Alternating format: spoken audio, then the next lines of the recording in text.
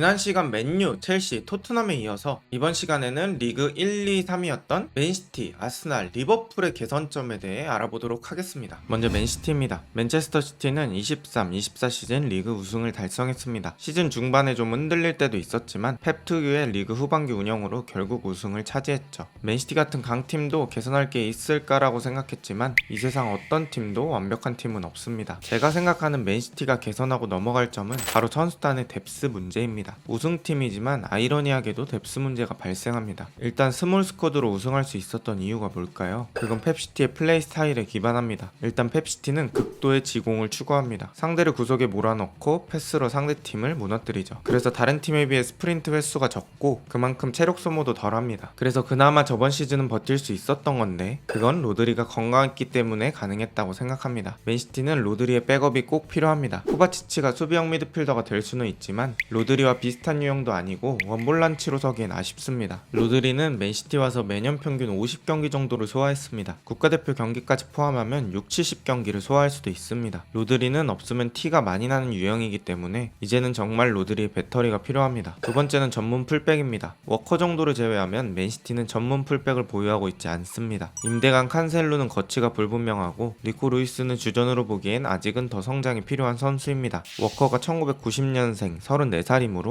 언제 기량이 하락해도 이상하지 않은 나이입니다. 전문 풀백의 영입이 절실한 맨시티입니다. 그리고 장기적으로 봤을 땐 맨시티에서 가장 중요한 사람은 펩입니다. 펩이 워낙 오랜 시간 맨시티를 맡기도 했고 계약 기간도 얼마 남지 않았죠. 그래서 맨시티 생활이 끝날 거다라는 이야기도 나오는데 맨시티 입장에선 펩을 잡는 게 어떤 선수를 데려오는 것보다도 훨씬 중요한 일일 것 같습니다. 다음은 아스날입니다. 아스날은 이번 시즌 리그 2위를 기록했습니다. 마지막 경기까지 맨시티와 우승 경쟁을 이어갔지만 이번 시즌도 결국엔 펩시티의 벽을 넘지 못했습니다. 하지만 이번 시즌은 아르테타가 경기 중 실리적인 선택을 해서 승점을 잘 챙겨가는 모습을 보여줬습니다. 제가 생각하는 아스날이 다음 시즌에 꼭 개선해야 할 부분은 작은 우승컵이라도 무조건 드는 겁니다. 역사적으로 강한 팀들은 많았습니다. 하지만 우승컵을 들지 못했던 팀들은 기억 속에서 잊혀집니다. 지금 아스날 선수단의 나이와 퍼포먼스로 봤을 때 우승컵 장벽을 한 번만 뚫어주면 아스날의 시대가 열릴 수도 있다고 생각합니다. 하지만 웨데고르, 라이스, 사카 등 이렇게 에이스급들이 올라왔을 때 우승벽을 뚫지 못하면 에너지는 한 번에 떨어질 수 있습니다. 실제로 축구 역사에서 그런 팀들은 수도 없이 많았고요. 또 아르테타가 너무 주전을 고집하는 것도 팀에게 장기적으로는 좋지 않다고 생각합니다. 아르테타는 사카 같은 에이스 선수에게 70경기는 뛰어야 한다고 인터뷰한 적도 있을 정도로 주전에 대한 의존도가 높습니다. 이번 시즌 아스날에서 핵심 선수들은 전부 부상 없이 시즌을 소화했습니다. 특히 센터백 듀오가 부상이 없었던 게 크죠. 가브리엘과 살리바는 각각 시즌 50경기씩 소화했습니다. 하지만 22-23 시즌 아스날이 살리바 부상 후 홀딩이 기용되면서 우승 페이스가 꺾였던 걸 생각해봅시다. 핵심 선수가 나가면 위기가 찾아오는 건 어느 팀이나 비슷하겠지만 특히 아스날은 주전 위주로 게임 플랜이 구성되어 있어서 조금 더 타격이 있을 것으로 예상됩니다. 경기의 중요도에 따라 다양한 선수들을 활용하며 주전과 후보의 격차를 줄이는 것, 그것이 아스날이 더 우승에 가까워지는 길이라고 생각합니다. 마지막은 리버풀입니다. 리버풀은 지난 시즌 리그 3위와 리그컵 우승을 달성했습니다. 이번 시즌을 마지막으로 클롭의 시대가 막이 내렸습니다. 리버풀은 클롭의 후임으로 페에노르트의 슬롯을 감독으로 데려왔죠. 리버풀이 다음 시즌 꼭 잡고 가야 할 것은 새 감독 체제에서의 팀 컬러 확보입니다. 어떻게 보면 첼시랑 비슷한 것 같지만 첼시랑 다른 면이 있습니다. 첼시는 지난 시즌 뚜렷한 팀 컬러가 없었고 리버풀은 지난 시즌 매우 강한 팀 컬러가 있었습니다. 저는 지금 리버풀의 스쿼드가 엄청나게 압박에 특화된 스쿼드라고 생각합니다. 클롭이 오랫동안 있으면서 선수단을 자신의 축구에 맞는 선수들로 구성했고 그 결과가 지금의 스쿼드라고 생각합니다. 또한 엄청난 압박 전술은 많은 체력이 소모되고 부상도 꽤 자주 일어날 수 있는 전술입니다. 그런 것을 대비해서 잦은 로테이션으로 선수단을 운영했던 클롭이죠. 슬롯이 어떤 축구를 할지는 시즌 들어가 봐야 알겠지만 이런 클롭풀식 스쿼드의 운영 노하우를 빨리 흡수해야 합니다. 아무래도 슬롯이 클롭과 유사성이 있으니 리버풀 보드진이 선택을 했을 겁니다. 그런데 이런 상황에서 오자마자 클롭의 색채를 아예 지우고 자신의 색깔로 뒤덮으려고 하는 건 무리한 시도일 겁니다. 얼마나 그 절충안을 찾으면서 서서히 슬롯식 리버풀로 바뀌는지가 중요할 겁니다. 또한 슬롯이 네덜란드 리그만 경험해봤다는 것도 생각보다 큰 걱정거리가 될 수 있습니다. 빅리그는 이번 경험이 당연히 처음이며 선수 생활, 코치까지 모두 네덜란드에서 했기 때문에 다른 리그에 대한 경험이 부족합니다. 그렇기에 얼마나 프리미어리그에 연착륙하는지가 중요한 거죠. 1, 2년에 한 번씩 일어났던 감독 교체가 아닙니다. 리버풀 자체를 아주 크게 바꿨던 클롭이라는 감독의 후임이기 때문이죠. 언제나 새로운 감독은 기대와 걱정을 동시에 가져옵니다. 클롭의 뒤를 잘 이어받아 클롭보다 더 강한 전성기를 이끌 수 있을지 궁금합니다. 특히나 다음 시즌이 기대가 되는 리버풀입니다. 오늘 영상은 여기까지입니다. 좋은 하루 되세요.